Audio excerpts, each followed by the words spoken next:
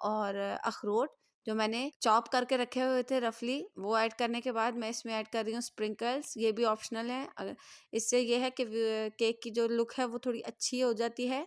और ये ऐड करने के बाद अब हम इसे रख देंगे तकरीबन 1 से 1.5 घंटा फ्रिज में, ताकि ये अच्छे से सेट हो जाए। और 1 से 1.5 घंटा फ्रिज में रखने के बाद ये देखिए व्यूवर्स, हमारे केक की फाइनल लुक कि ये कितना अच्छा मज़े का और यमी बन के तैयार हुआ है।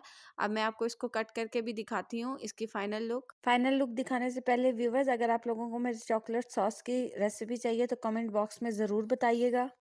व्यूवर्स, आपको मेरे काटने से ही अंदाज़ा हो रहा होगा कि हमारा केक कितना अच्छा और कितना सॉफ्ट बन के तैयार हुआ है। ये देखें व्यूवर्स, हमारे केक की लुक कि ये बिल्कुल बाजार जैसा बन के तैयार हुआ है और मुझे उम्मीद है कि आप लोगों को ज़रूर पसंद आएगा। आप लोग इसे ज़रूर ट्राई करिएगा और जब आप लोग ट्राई करें तो मुझे कमेंट बॉक्स में ज़रूर बताइएगा कि आप लोगों को केक की रेसिपी कैसी लगी। फिर मिलते हैं एक नई वीडियो और एक नई रेसिपी के साथ। तब तक के लिए अल्लाह हाफ़िज़।